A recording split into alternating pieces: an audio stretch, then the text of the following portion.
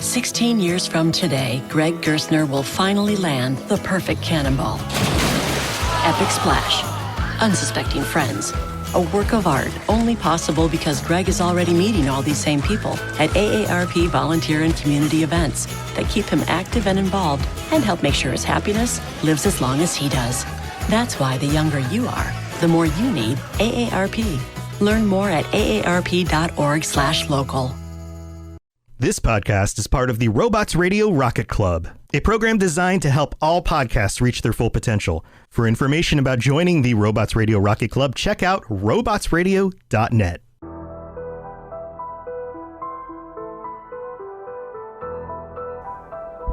Hello, and welcome to the Assassin's Creed Lorecast. My name is Austin, also known as Teecup. And my name is Shelby, also known as Shecup. Join us as we embark on unraveling all of your favorite mysteries from the Assassin's Creed universe.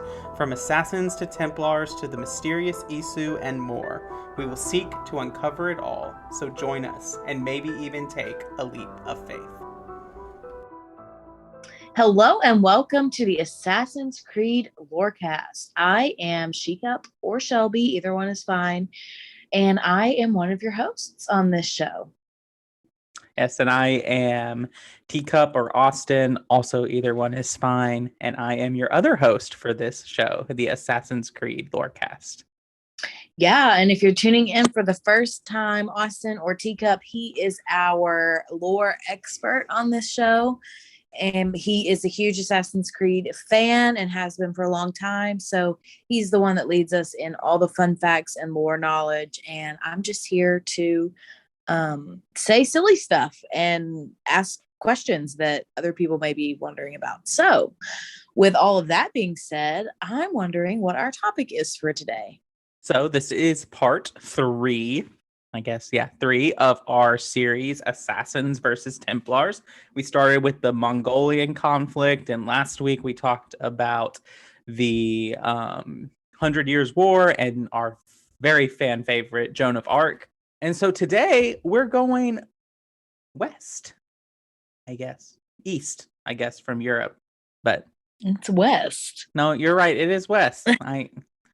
Y'all bad with directions. Directions are not my thing. I have to do the never eat slimy worms thing every time to figure it out. Wait a minute. Never eat slimy worms? Yeah, that's what I learned to remember it. Was yours never eat soggy waffles? She was too stunned to speak. Mostly, I just used news, like NEWS. Yeah, but that's not in the order. That's true. I think it was soggy waffles. I've heard that one Wet before. snow is also coming to mind for me, which is also not in order. No. I need the ones in order so I know. So I can always go never eat slimy worms. All right. Sorry if that grosses Let's get anyone back out. to whatever we're really talking So about. we are headed west for the Americas. Specifically, So first time heading to America, right? The Americas, right? Yes, the Americas. On the show? Yes, specifically the Caribbean. I can say that word, specifically. I believe in you. I fully believe in you. So yes, the Caribbean. We are headed to the island of Haiti. That's not the island's name. Yes, you are correct. It's Hispaniola. Hispaniola. Well, no, That's I can't incorrect. say that either. I can't say that either. Hispaniola. No, I can. It's not easy. happening. It's not happening. Hispaniola. Hispaniola. There you go. Yeah. For the Haitian Slave Revolt. And so I want to preface this episode. This is the first episode where I'm really doing this. If you do not want spoilers for Assassin's Creed Black Flag or the DLC Assassin's Creed Freedom Cry, this episode is not for you. You just need to skip this episode and come back to it after you've played those DLCs if you do not want spoilers. But this has been your spoiler warning. All right, so we are headed to what is referred to as the West Indies, which we know is because explorers thought they were in India and they were not. And so they got the West Indies tying, whatever.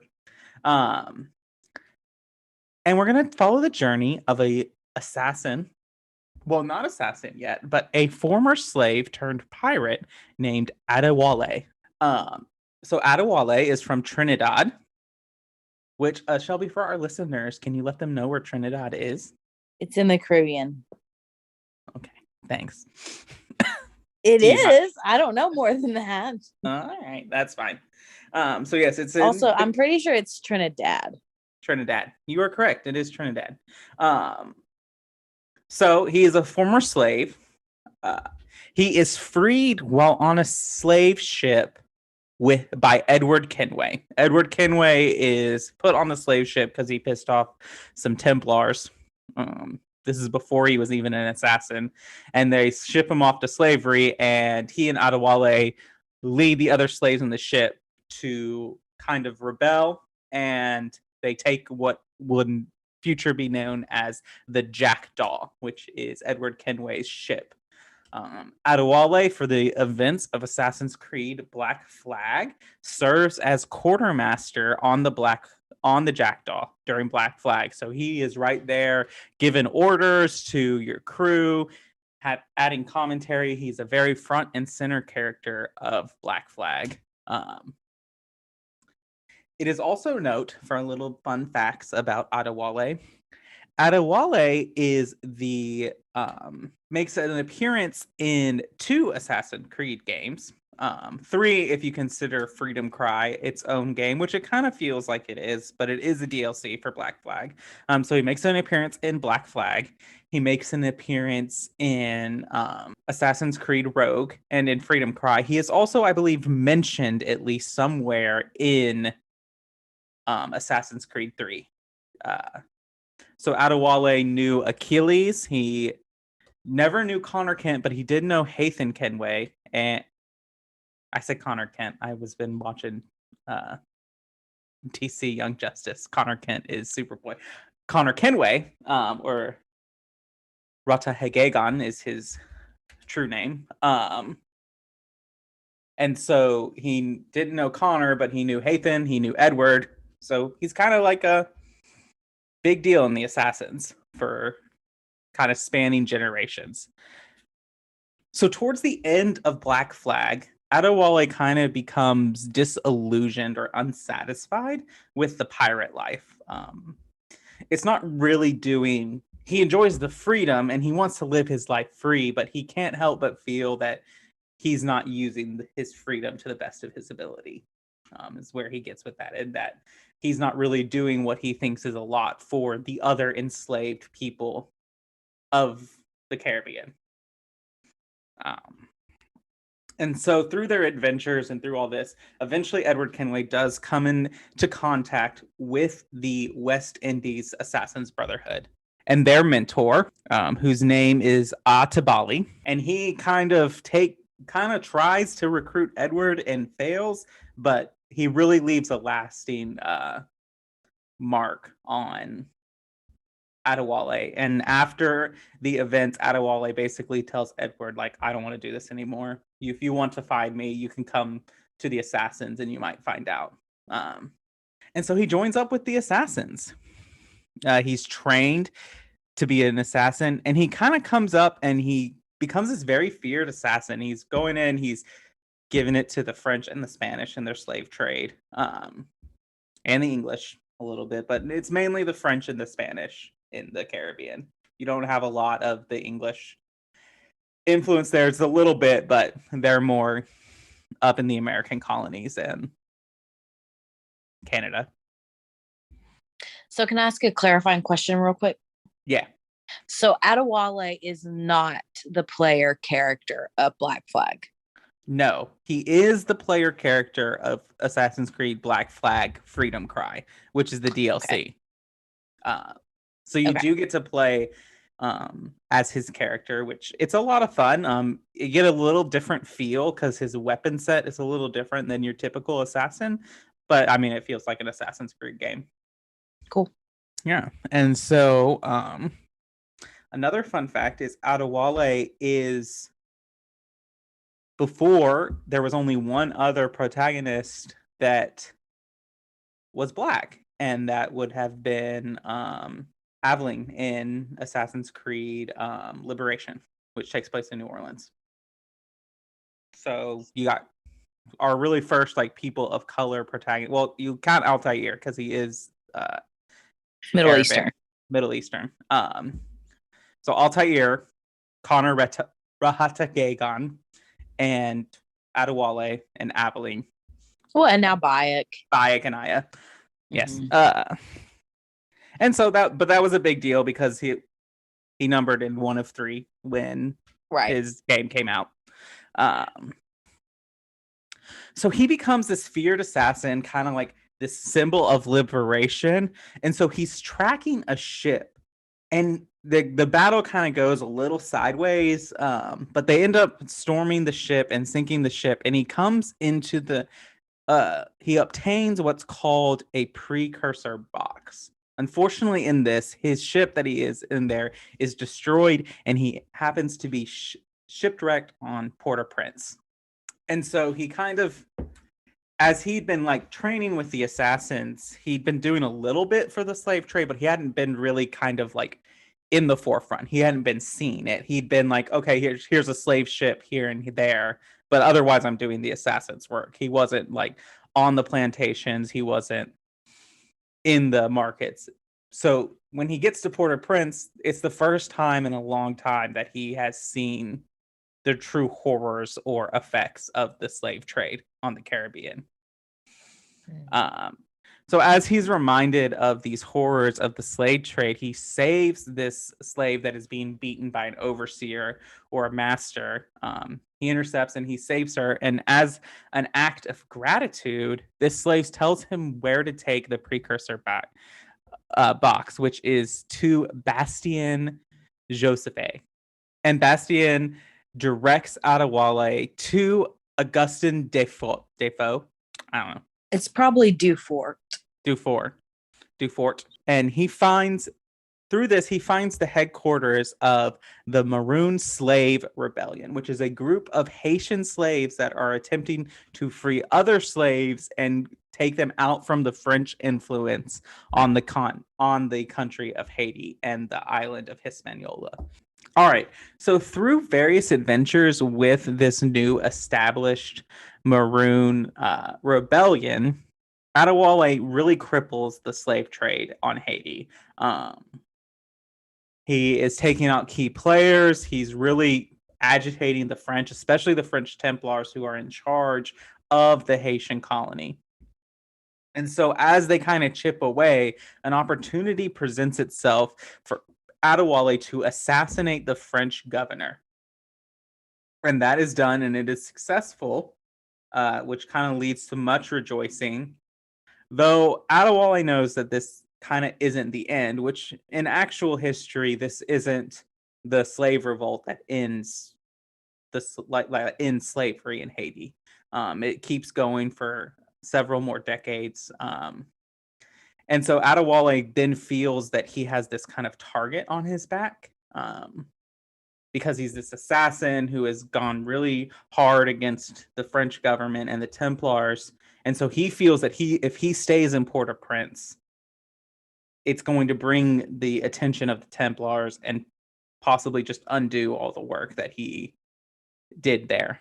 And so he decides to leave Port-au-Prince to go on to interact with the American Colonies Brotherhood and the rest of the West Indies Brotherhood to kind of just continue leading slave revolts and really working to undo slavery in the West Indies. He is unfortunately met with I wouldn't say untimely. He is kind of old, but he is assassinated by Templar Shay Cormac in Assassin's Creed Rogue.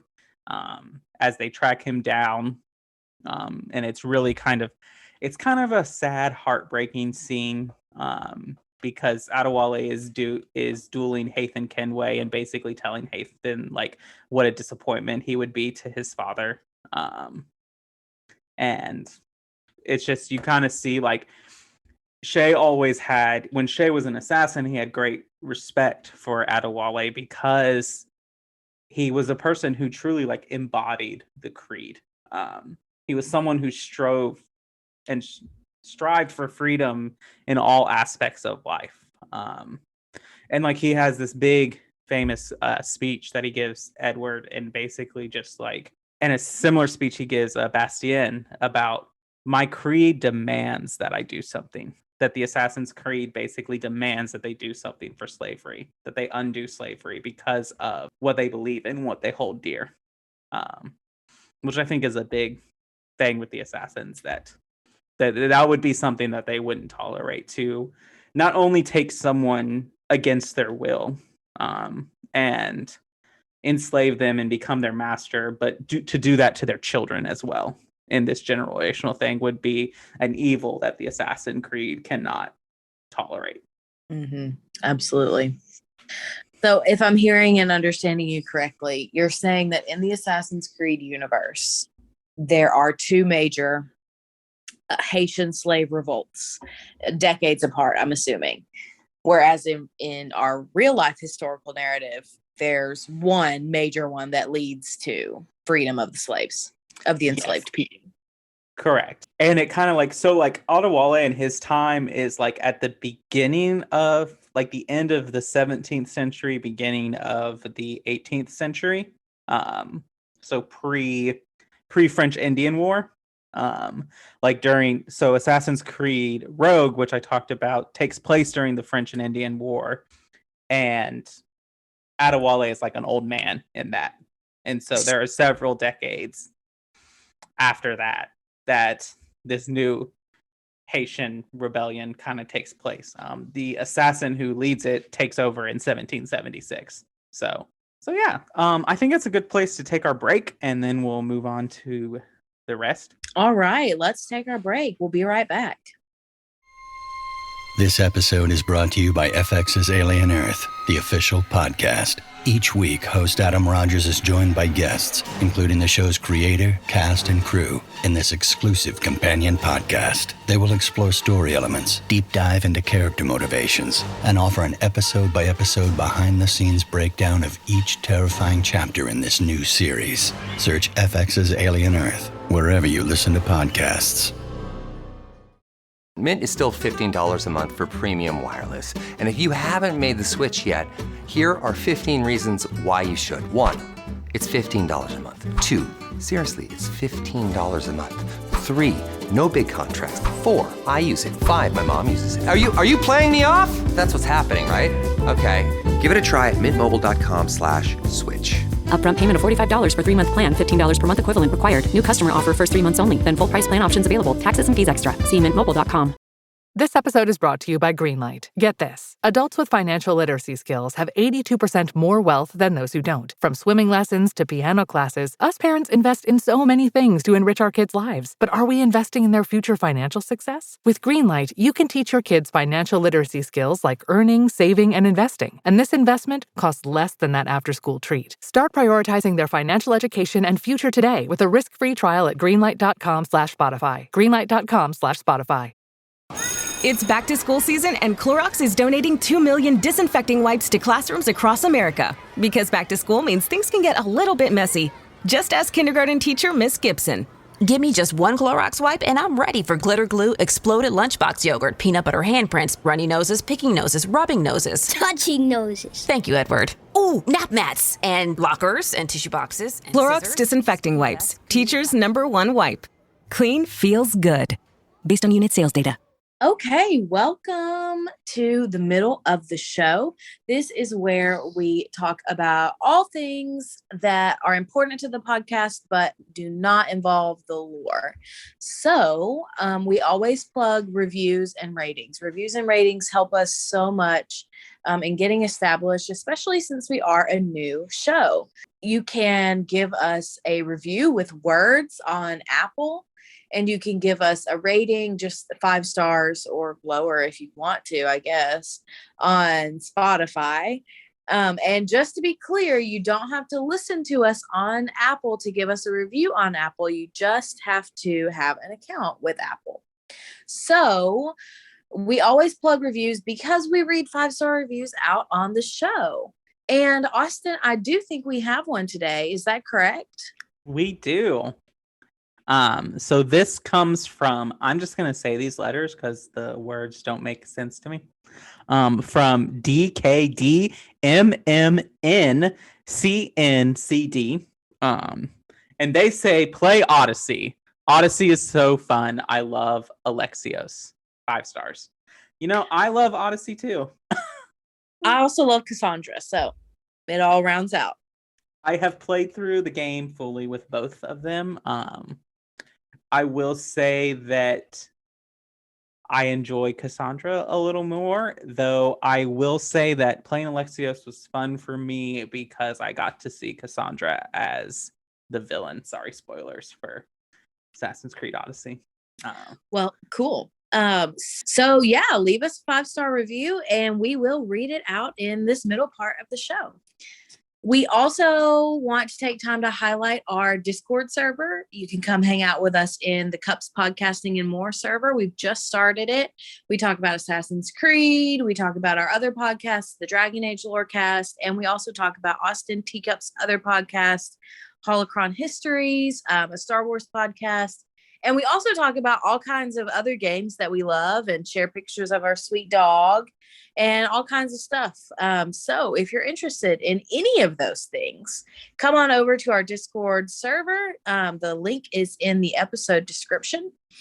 And if you're interested in other podcasts that we don't do, you should also join the Robots Radio Discord server.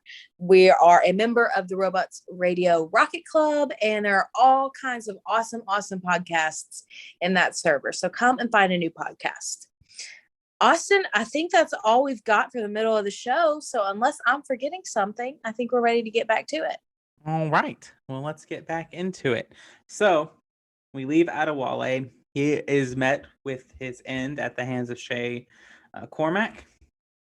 And we kind of have a little time gap between that and what's kind of going on in Haiti and the island of Hispaniola. But around 1776, which for our American listeners, that date should ring a bell, an assassin by the name of Esiosa, who is a grandson of Adéwélé, works to rebuild the brotherhood on Hispaniola. After the death of Francois Macandal, it kind of like needs to rebuild. And so to this end, he recruits some new Maroons into the assassins.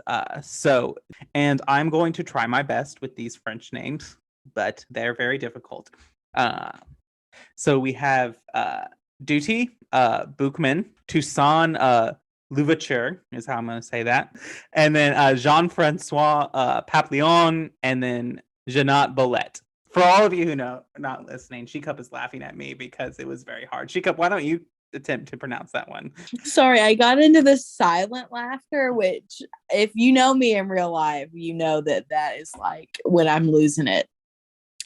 The one you didn't pronounce, I don't know how to pronounce it. I know a little bit of French. So I would say Georges Biassou. I don't know if that's correct. Biassou. But... So I'm going to do their last names again because it will be easier. So Boukman, Louverture, Biassou, Papillon, and Bolette. Good job, Boston. Yeah. By the end of this, there's so much French history in the Assassins that by the end of this, I'm going to be an expert at French names. So this kind of rebuilding of the Assassins does not go as smoothly as Adéwélé's. There's not really agreement among the Assassins. And there is just like especially on method. A lot of the Maroons think the Assassins are they're not active enough. They're too slow. They should just go in and wipe out all the French already and just leave it at that. And the Assassins, when we talked about our history, their whole thing is about being cold, calculated, waiting their time. That's the whole like model of how you train to be an assassin, is waiting for your opportune moment to strike. And even in like the training that we taught when we see in the games, they talk about like waiting till your kill has the maximum effect on the society. And so like when you can remove someone to the maximum effect that it leaves there. And so this doesn't sit well with a lot of the Maroons that Iosa like recruits into there. And so in 1791, they're at this ceremony, and Boukman prophesies that Papillon, Basio, and Boulette would be leaders of the rebellion to free the slaves. Which kind of like gives us callback to the kind of similar prophecy that was said for Joan of Arc. You know, it was said that she would lead the French to victory over the English. Well, they take this and run with it. They basically start what we probably know in our history as the Haitian Slave Revolt. And they kill a lot of people. And there is a lot of violence, and it is a colony-wide rebellion, whereas Adéwélé's rebellion was mainly in Port-au-Prince. This one is on the entire island. So when you say they kill a lot of people, they kill a lot of slave owners. You kill a lot of slave owners. I'm not very sympathetic to that. No, I am not either. Boukman, however, is captured in a battle. And there's a lot of effort that's kind of going to like try to figure out how to free him, but the assassins can't agree on how exactly to do that. You know, because they're I'm sensing a theme here. Yes. However, and this is a big deal, Esiosa executes Boulette for breaking the creed. So how did he break the creed? So remember that there are 3 tenets to the Assassin's Creed, which is stick to the shadow, never harm the innocent, and never compromise the brotherhood.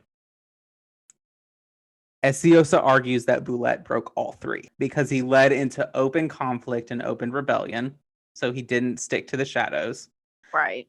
There were, for however you want it, in Esiosa's mind, there were innocents harmed in this slave rebellion.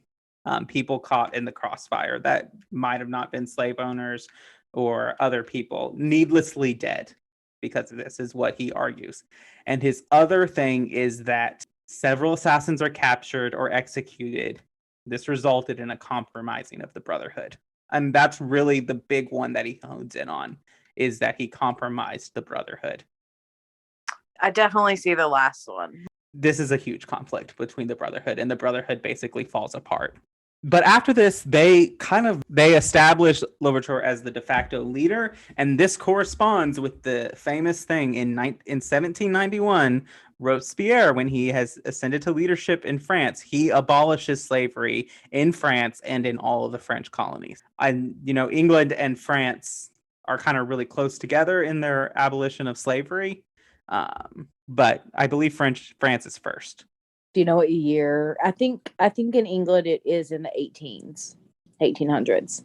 I think you're correct. Because it's late enough that the decree can't have any effect in the American colonies. So it has to be post 1789. Right. Or 81, whenever the revolution is over. Right. And I do think that when England abolished slavery was close to 50 years earlier than the Civil War, our Civil War. So that's like right at the turn of the century. So between like 1810 and 1820. Yeah, probably close to 1810 if I had to take a guess. Mm-hmm. But I love history. I am not a dates person. No, you're not. So this is a big deal around like the imperial world. And I talk about those who have colonies in the continents of America. France making this decision. And so Louverture is now the de facto leader. And so the assassins have this presence. But the Templars have learned to be sneakier. They have learned and adapted. And they try several times to place Haitian Templar leaders in the Haitian government. Okay, so here's a question. I feel like it would be a hard sell for Templars to convince formerly enslaved Haitians to join them. So what kind of happens here is that I will remind you of a quote from Hatham Kenway about our order requires no creed and no indoctrination because all it requires is the world to be as it is.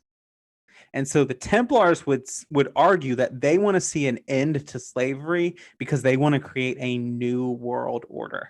Okay, fair enough. And so you could probably tempt anyone with the idea, come join us and you'll be at the top of this new world order. And so, well, as we know from history, Robespierre's reign doesn't last that long. He is executed and lots of revolutions start happening and fighting, and eventually Napoleon becomes leader of France. Napoleon sends forces to force Louverture to surrender Haiti, and they establish Jean-Jacques Dessalines to become the leader of Haiti, and in his power, he declares himself emperor of Haiti, of the Haitian Empire. Of course. And then he proceeds to execute thousands of former white slave owners and colonists that are living on the island of Haiti. Well, okay. He didn't do everything bad. Yeah. But he does kind of have this tyrannical rule about them, and this does not sit well with Espinosa and the Haitian Brotherhood. And so Espinosa leaves Hispaniola and heads to the Davenport homestead, which is in the American colony, or what is now the United States of America, where he trains with Rahata and to assassinate Dessalines. And that's all we really know. Do you have any thoughts before I move on to its legacy? I am now really excited to play Black Flag and meet Adéwélé. I also think you need to brush up on your French. I will get better at the French. Okay? Our French listeners, if you exist, I will try to be better. I really want to try to be better. I'll download Duolingo. You can't even pronounce Duolingo. Listen, I just get tongue-tied sometimes, okay? So, there are really 4 big points that I think that this brings home for the Assassin Templar conflict. The first is that the Assassin's Templar conflict is, and will always transcend countries and regions. We talked about all the time that, like our last episode, France was the assassin stronghold. They're the Templars in this story.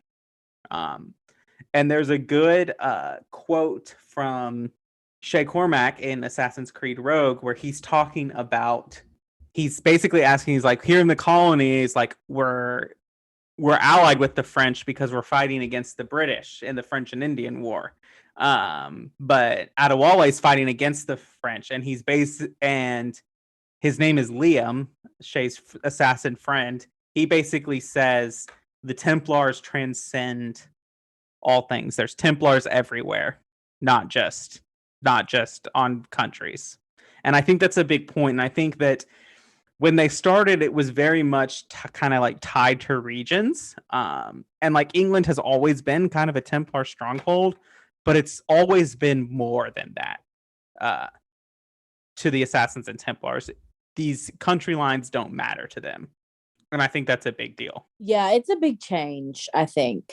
I definitely feel like it signals a evolution, like, of the two orders. I also think this highlights that the assassins will always find themselves allied with the indigenous tribes of the Americas. both North and South Central, the Caribbean. And this really is summed up by a quote from Mary Reed, who is also a character in Assassin's Creed Black Flag.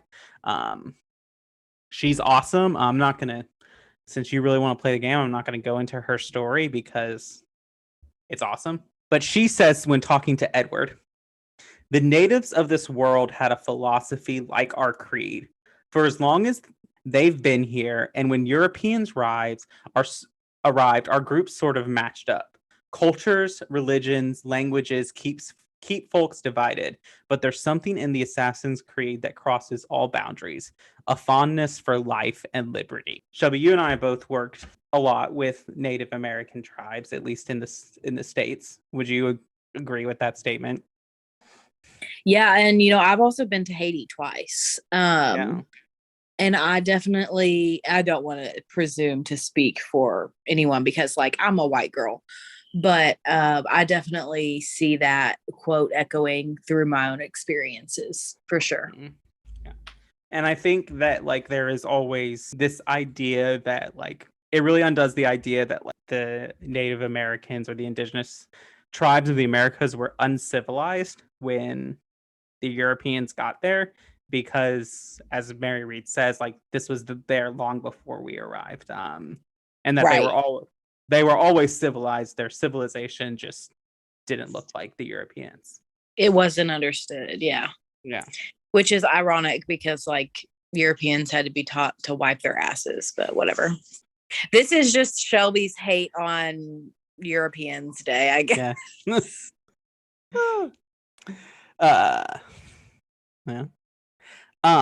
Another point, and this is kind of a big one, and just I really think explains how the assassins are where they're at. Because you could look at the games and be like, okay, we like to think in our historical narrative that the world and historical arc bends towards more liberty, that we progress for more liberty as the years go on, people are freer.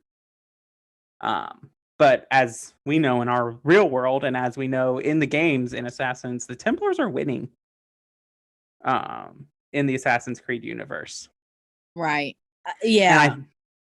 And I think that it goes with the Assassin's goals and the people's goals and agendas do not always align, even if the end result is the same. And the method of the Assassin's Creed is not always what the people desire for their liberty. And I think I do think that, as we mentioned in the Assassin's Creed history episode, about that Ezio basically, his retort to that the creed requires a sort of realization, and his wife Sophia basically says it's kind of cynical, the whole nothing is true. And Ezio's it's more of an observation. There is a learning that has to happen with the Assassin's Creed. There is a teaching, there's a realization. Whereas Hayden Kenway says the Templars just need the world to be as it is. Yeah, I also think there's a level of realism that you have to believe in, or at least understand, to really abide by the Assassin's Creed. Yes. You can't just go through life with, rose-colored glasses on. With the Templars, the world can be anything you want it to be. Right. Because you will make the world what you want it to be. Right. It's a lot. It's one of the nuanced things that I really enjoy about this game, and what I really love about following the Assassin's Creed isn't just loving liberty and trying to be a good person. There's a lot of nuance in understanding and truly living it out. It's a lot more complicated than that. Yeah. Yeah. The last point is that the Templars are learning.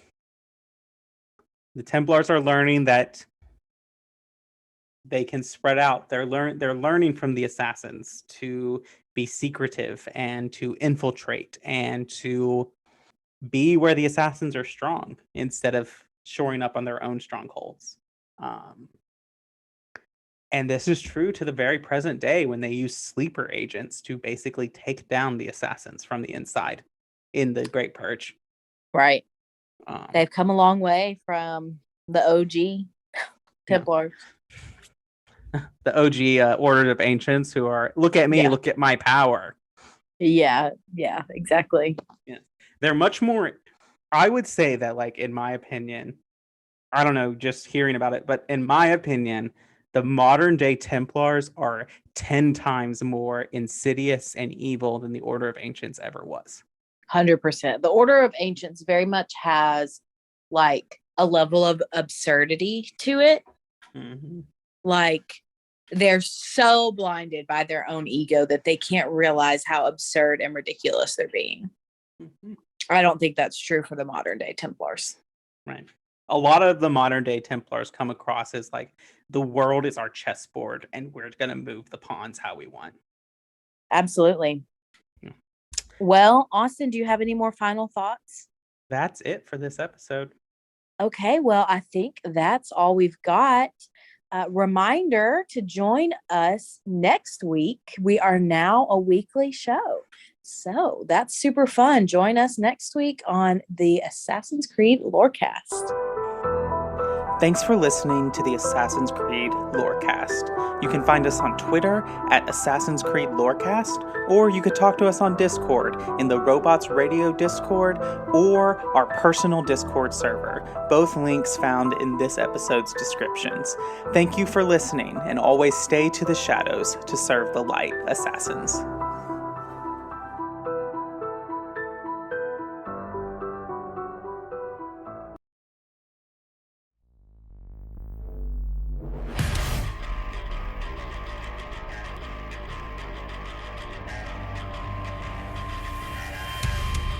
Hi, welcome to 3 Count Thoughts. Let me introduce the crew real quick. Hi, I'm Maverick Stone. I'm Romer. And I am Jaxus. Join us as we talk all things wrestling. Each week, we'll take a topic from the wrestling world, knock it around a bit, and then go over the week in wrestling from a strictly fan perspective. We can be found on all major podcast catchers.